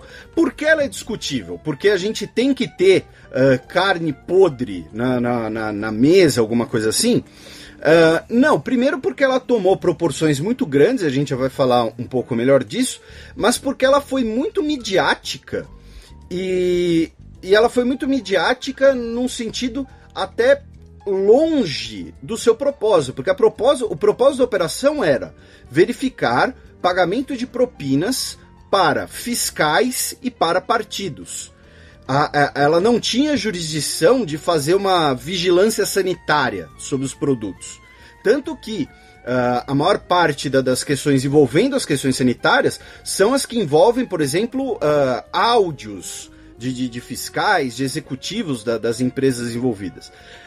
E a operação ela tinha pouquíssimos laudos técnicos no que ela se baseava. O chefe das operações foi um delegado que inclusive nós tivemos uma matéria no Jornal Nacional sobre isso, né, na qual o presidente da Federação Nacional dos Policiais Federais, Luiz Budens, ele fez críticas ao delegado que coordena a Operação Carne Fraca, que se chama Maurício Moscardi. E esse mesmo delegado, ele liderou uma operação no Acre, algum tempo atrás, que também foi extremamente midiática, em 2013, que prendeu um monte de gente e tudo mais, e depois todo mundo foi absolvido, independente da questão midiática. E aí entra para mim um aspecto muito sensível, né? A gente não costuma falar de política interna aqui, mas esse assunto é indissociável, que é assim, tem gente que acha, né, que a carne fraca é uma conspiração para destruir um setor competitivo da economia nacional. Eu não acho, não chego a esse ponto. Porém, que o aspecto midiático dessa operação, bem na semana em que sai a lista do Procurador-Geral da República, Janot, sobre os novos indiciados na Lava Jato, então assim, que esse timing é bastante curioso, ele é. E aí, óbvio, né, cabe aí discussão para os nossos ouvintes na mesa de bar, né, se tem que ser uma operação mesmo com bastante relevância, se esse timing é curioso, se é uma conspiração para destruir um setor da economia nacional, né? Enfim, fiquem à vontade, porque é muito difícil a gente conseguir comprovar qualquer uma dessas coisas, né? Agora, indo aqui para a parte prática, né, do mercado internacional, indo aqui para os dados, apenas para complementar o que o Daniel nos passou. Né? O governo ele suspendeu a exportação de 21 frigoríficos investigados na carne fraca, e nós tivemos algumas medidas de retaliação de alguns mercados. Inclusive o próprio Daniel depois mandou uma mensagem pedindo para eu retificar o que ele falou sobre a Arábia Saudita no áudio dele. Né? Então vamos lá. Jamaica, México, Canadá, Egito, Hong Kong e Chile suspenderam as importações de carne brasileira. Estados Unidos, União Europeia, África do Sul, Emirados Árabes Unidos, Japão e Uruguai barraram os frigoríficos citados. Reino Unido, Arábia Saudita, Argentina declararam que vão aumentar a fiscalização e Catar e China vão reter as cargas brasileiras que estão nos portos. A Coreia do Sul disse que ia banir os frangos provenientes do Brasil, especialmente da BRF, e no caso da Coreia do Sul, 80% do frango congelado que entra na Coreia do Sul é brasileiro. E depois voltou atrás. A União Europeia pediu que o Brasil suspendesse a exportação, disse que vai suspender as empresas implicadas na fraude e, principalmente, nós teremos uma influência do Carnegate, desse assunto, nas negociações entre Mercosul e União Europeia. Coreia, China e União Europeia, elas foram no ano passado destino de 27% das exportações brasileiras nesse ramo. Ou seja, estamos falando de muita coisa, de muita grana. Aí, depois disso, o Blair Umage deu uma declaração, né, super delicada, super preciosa, né, sobre a possibilidade do Chile suspender a importação de carne brasileira. Né, ele, abro aspas para o ministro da Agricultura. Daqui para frente tudo pode, mas nós também temos nossos pontos de argumento e vamos argumentar. Nós somos grandes importadores de produtos do Chile, peixes, frutas, e os produtores brasileiros vivem reclamando que deveríamos criar barreiras. O comércio é assim, não tem bonzinho, o comércio é feito a cotovelada, e se eu tiver que ter uma reação mais forte com o Chile, eu terei. Do ponto de vista prático, ele está corretíssimo. Mas do ponto de vista do discurso, quando ele fala isso, ele enfraquece a própria posição. Então, né, enfim, deveria ter pensado um pouquinho mais antes de falar. E aí nós tivemos uma queda imediata na exportação de carne brasileira. Olha só, no ano passado, a média de exportação de carne brasileira, a média diária era de 63 milhões de dólares. Na terça-feira, logo depois da carne fraca, a exportação foi de 74 mil dólares. Ou seja, basicamente zero, né? Foi para 0,1% praticamente, né? O que é um nominal zero. Então, assim, o Brasil, ele exportou no ano passado 13 bilhões e meio em carnes. Do total de exportações brasileiros, que foi de 185 bilhões de dólares, isso dá 7,2% de todas as nossas exportações. O Brasil é o maior exportador de carne bovina no mundo, respondendo por 19% do mercado. O Brasil é o maior exportador de carne de frango do mundo, e no caso do frango congelado, responde a 41% do mercado. E 5% do mercado mundial de carne de porco. Então, assim, a gente está falando de um aspecto extremamente sensível da economia brasileira, de um dos pontos de proeminência que o Brasil tem no comércio internacional, e que é uma briga de foice. E como o Daniel disse, qualquer desculpinha para você ocupar esse espaço já pode ser aproveitada. Tanto que ontem, quinta-feira, dia 23, o primeiro-ministro chinês Li Keqiang chegou na Austrália. Ele vai ficar na Austrália até domingo e teremos uma série de acordos bilaterais em relação à energia, segurança e alimentação. E aí o que o premier da Austrália disse na recepção? Abro aspas. A China precisa alimentar sua nação. A Austrália está aproveitando a oportunidade para fornecer alimentos de alta qualidade e segurança. Ou seja, você tem, em questão de dias, consequências enormes internacionais por conta disso.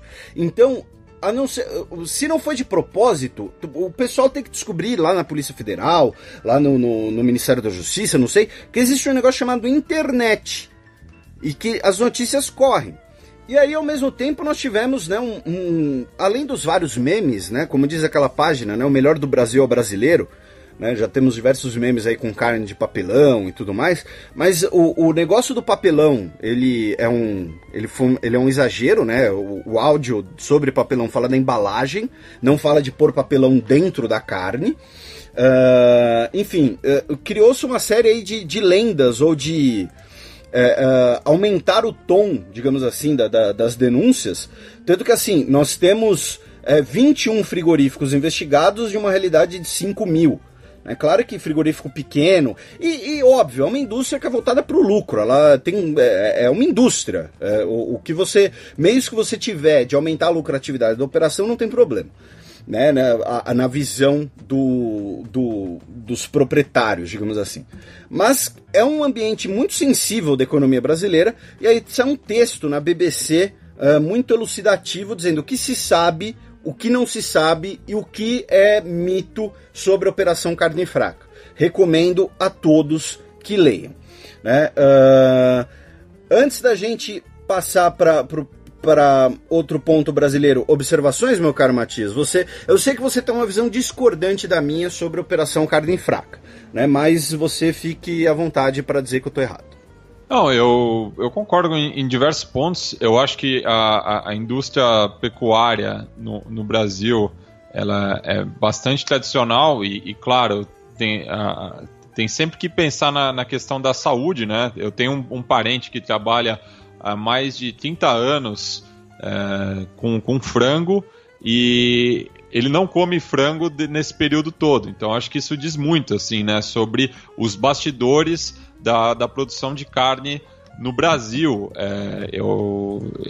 Mas é bem sensível essa questão, mas também acho que houve muito barulho em relação à Operação Carne Fraca, e é um pouco daquilo que a gente já vinha conversando em relação a criar-se uma cortina de fumaça, assim, né? Então, ainda mais nessa semana que ainda além da lista do Janot, também se votou a questão da Previdência, da terceirização. A terceirização, enfim, eu acho que é muito barulho por nada também, e vai ter reflexo na economia brasileira. E também queria manifestar o carinho dos ouvintes, lembrando pra gente que a Anvisa proibiu a venda de paçoca por alto teor de substância cancerígena. Não, mas é de paçoca de uma marca específica.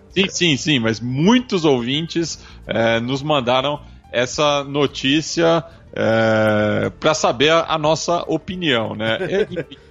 Eu vou continuar comendo paçoca e carne, só digo isso, mas... e paçoquita tá liberado, inclusive se a paçoquita quiser patrocinar nós, tá liberado.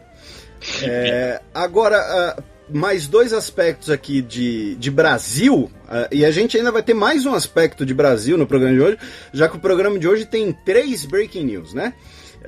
Mas na ONU, na quinta-feira, vulgo ontem, o Brasil votou contra uma resolução do Conselho de Direitos Humanos que renovava o mandato da organização de monitorar os impactos de políticas fiscais sobre direitos humanos e seus cidadãos. O Brasil votou favoravelmente a essa resolução em 2008, em 2011 e 2014. E agora votou contra, coincidentemente, né, 3 meses após um relator da ONU criticar a proposta de emenda constitucional do governo Temer que congela os gastos públicos, né, por um período de 20 anos. Né, o relator da ONU classificou a medida como incompatível com as obrigações do país em direitos humanos.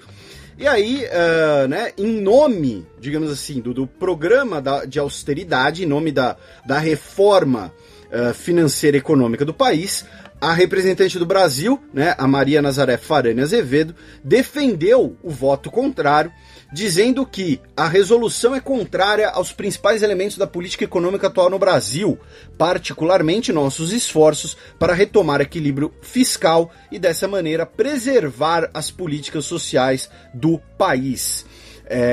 Então, outros países que votaram contra essa resolução foram Estados Unidos e Reino Unido, mostrando aí uma mudança, digamos assim, de orientação brasileira, inclusive internacional, já que diversos outros países que tradicionalmente o Brasil vota junto, votaram a favor da resolução. No final das contas, a resolução foi aprovada por 31 votos contra 16. né? Ou seja, a ONU vai continuar com capacidade, com mandato de monitorar efeitos de reformas econômicas e fiscais sobre direitos humanos. E, finalmente, no sábado, dia 18, o Trump recebeu finalmente a ligação do... O Temer, desculpem, recebeu finalmente a ligação do Donald Trump, praticamente 2 meses após a posse do Donald Trump. Inclusive a nota soltada pelo Planalto e que foi copiada por muitos veículos de comunicação, né, mencionava a segunda conversa telefônica entre os dois chefes de Estado. Não! O Trump e o Temer eles conversaram em dezembro, após o resultado das eleições. Após a posse do Trump, ou seja, enquanto 2 chefes de Estado, foi a primeira vez que eles conversaram, depois de 2 meses da posse do Trump. Nesse meio tempo, o Trump falou com o Macri, o Trump recebeu o Pepeca, o Trump falou com o Zuma da África do Sul, lembrando que o Zuma ele sofre um processo de impeachment a cada 15 minutos, né? A mãe do Zuma deve gostar do Zuma. Conversou com o Buhari da Nigéria, o Trump conversou com um monte de gente antes de conversar com o Temer.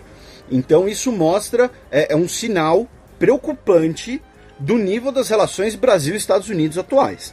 Tá? Isso não é um comentário partidário, isso é uma constatação. Demorar 2 meses para termos o primeiro diálogo oficial entre o presidente do Brasil e o presidente dos Estados Unidos não é normal, não é saudável. Tá? Então é bom deixar isso bem claro. Bem, passemos agora para o segundo bloco do Giro de Notícias.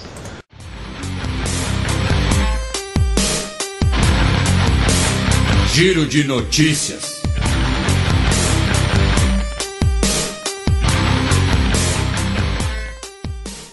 Apenas lembrando, mais uma vez, que a professora Vivian Almeida não terá sua coluna essa semana por questões pessoais. Então pedimos a compreensão dos ouvintes do Xadrez Verbal e também do Gambito da Dama.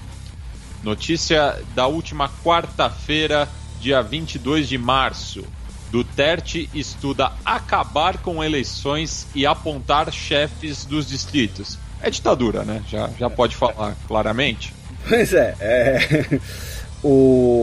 enfim, o nome, tá, gente? O nome é esse. O Duterte ele estuda acabar com as eleições para o menor nível administrativo do país, que são os distritos das cidades, que são chamados baranguês. Ou barangais, eu não sei como fala, tá? Mas enfim.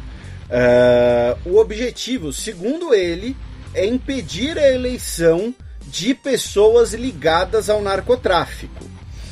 Lembrando que no governo do Duterte, né, falamos aí de mais de 8 mil pessoas mortas sumariamente por questões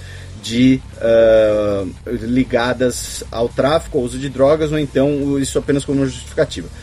Agora, só que tem uma questão muito curiosa, que é o seguinte: estamos falando aqui como se fosse, né, os distritos, as subprefeituras.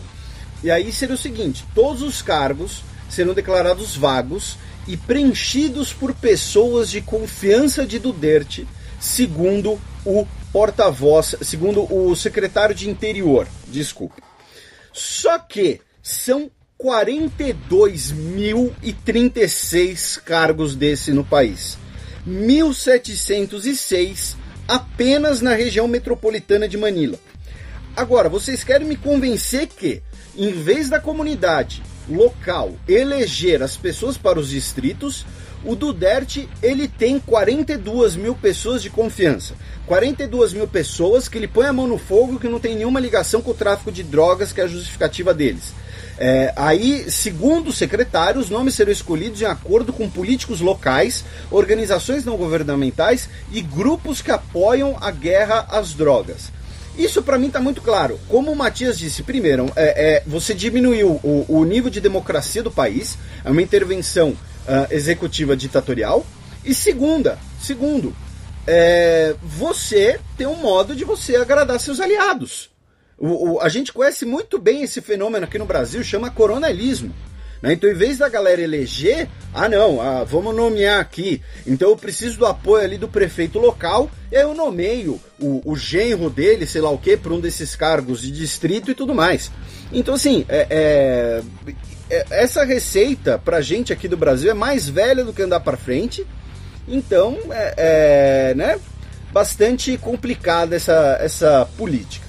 Ainda nessa semana, líderes militares dos Estados Unidos e da Coreia do Sul disseram que um míssil lançado pela Coreia do Norte explodiu segundos após seu lançamento, ou seja, um lançamento aí que deu errado, um lançamento falho, e que obviamente a Coreia do Norte não divulgou isso. E aí, né, novamente, fica aí a disputa de narrativas para ver quem está falando a verdade. E finalmente, no último sábado, nós tivemos um encontro entre o Rex Tillerson, secretário de Estado dos Estados Unidos, e o Wang Yi, ministro de Relações Exteriores da China, se comprometendo a limitar, afastar o desenvolvimento de armas nucleares do governo de Pyongyang.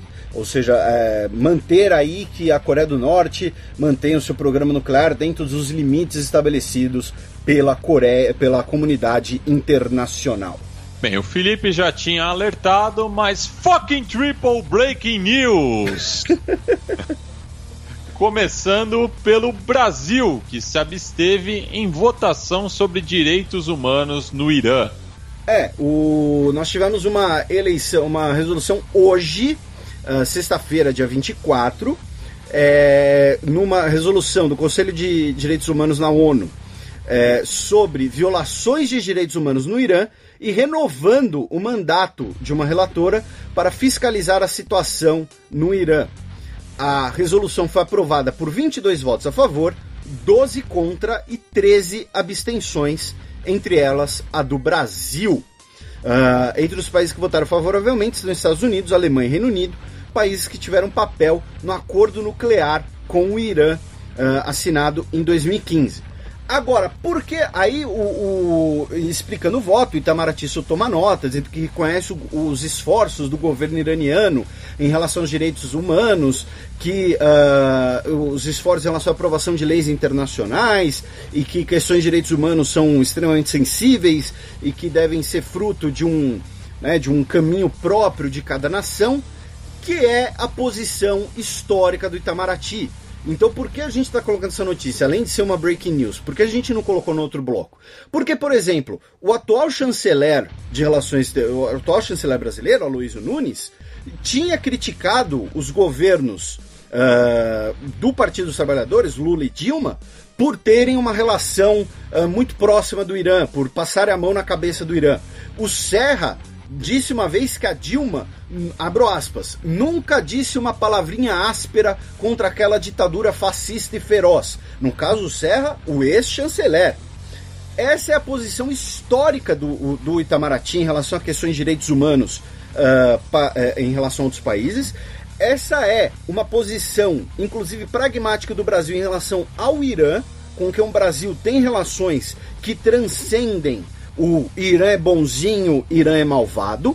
Durante muito tempo, no site do Xadrez Herbal, no canal do Xadrez Herbal, aqui no podcast, eu tentei explicar isso. Muita gente dizia, não, isso daí é discurso, isso daí é papo, na verdade eles estão ligados porque é a ditadura comunista islamista, alguma coisa assim. Mas aí, de novo, duas pessoas que passaram muito tempo criticando essa postura, quando chegaram no Itamaraty não mudaram. Por quê? Porque o Brasil tem mais a perder do que a ganhar se mudar essa postura. Então, fica aí a nota, inclusive, sobre essa abstenção brasileira, ou seja, o Brasil costuma fazer isso, e na qual o chanceler Aloysio Nunes, agora que ele é vidraça, ele não mudou a postura. Ainda, pela primeira vez, TPI determina indenização para vítimas de crimes de guerra.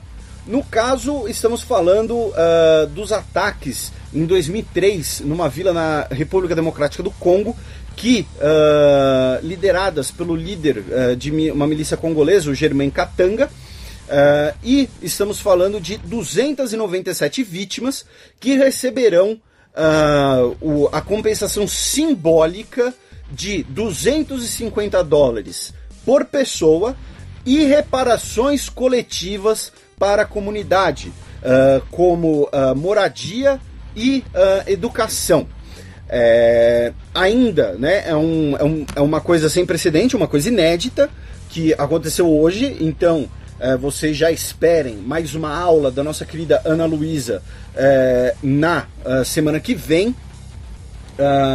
O Katanga, ele que teria que pagar, ele foi declarado que não possui recursos, enfim, teremos que ver da onde vai sair essa grana também, porém já é uma medida aí, uma medida nova, né, de uma compensação pecuniária, uma indenização a vítimas de crimes de guerra.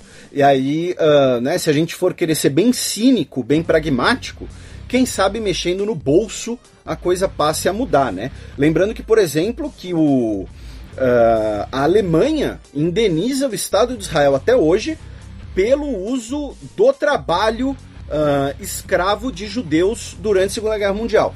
Oficialmente, a indenização não é pelo Holocausto, né? Porque para os judeus bens materiais, né, para os judeus não, né, para qualquer pessoa, né, para qualquer ser humano, mas segundo os preceitos judaicos também, né, uma vida não pode ser compensada com bens materiais. Então a indenização que a Alemanha paga até hoje é por bens, pela exploração do trabalho escravo dos judeus.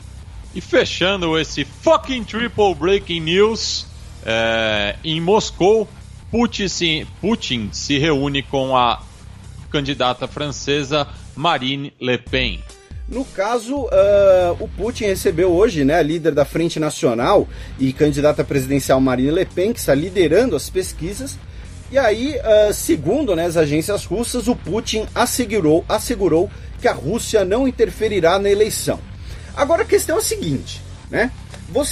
O Putin, ele é chefe, né, de Estado russo. Então ele receber outros chefes de Estado é uma coisa.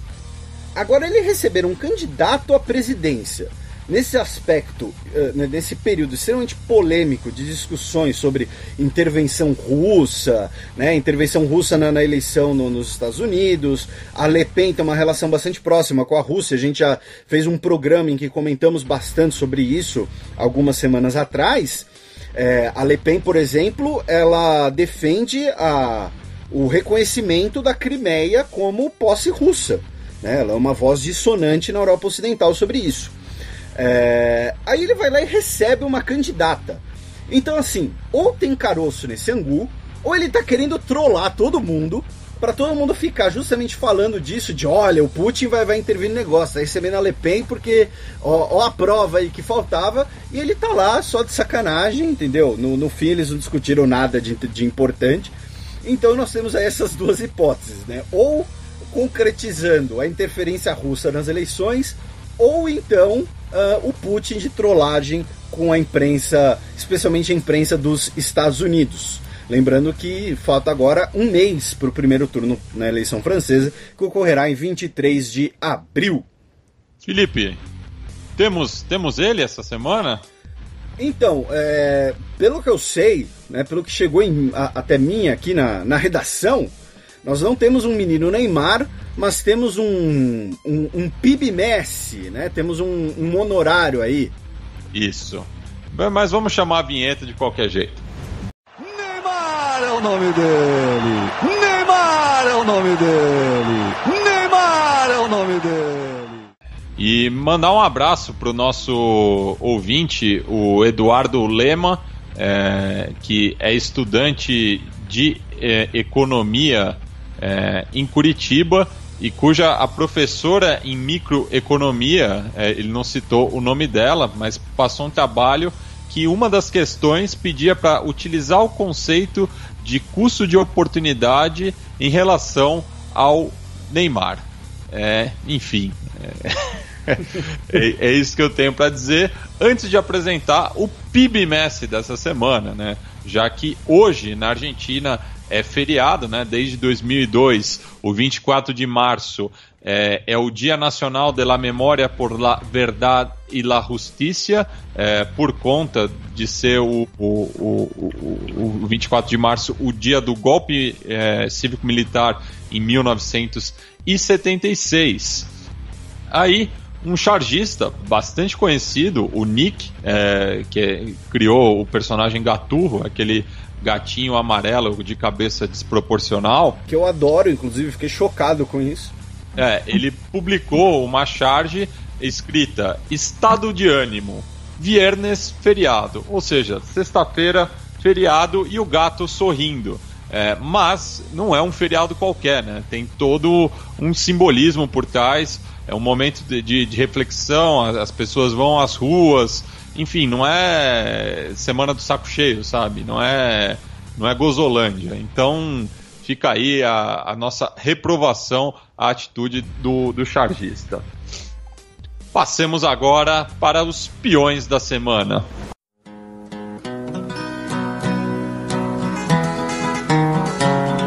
Os peões. A bullet from the back of a bush.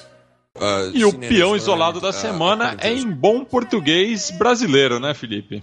Então, meu caro Matias, antes da gente falar dos peões, agora um quarto fucking breaking news. Ô, louco. Esse de minutos atrás, o Paul Ryan, né, o chefe na Câmara dos Representantes do Partido Republicano, retirou o projeto de lei que revogaria o Obamacare de votação, dizendo que, sobre a alegação, obviamente tudo está acontecendo agora no calor do momento, né, aparentemente o Partido Republicano não conseguiria o número de votos suficiente, corria o risco de ser rachado durante a votação, então o Paul Ryan retirou o bill, né, a proposta de votação, e essa teria sido inclusive uma decisão do presidente Donald Trump. Lembrando que essa foi uma das principais plataformas de campanha dele, né? Então vamos ver aí as próximas semanas. Mas então esse programa tá chegando ao ar o mais atualizado possível, porque tem 4 fucking breaking news. E voltando aqui para os peões, o peão isolado foi pro Brasil, né? Que conseguiu ir de gigante mundial no mercado da carne para país da carne via meme. Conseguiu para tranquilizar os outros países, levar os embaixadores para comer picanha australiana no Steak Bull. Então assim, não tem como, né?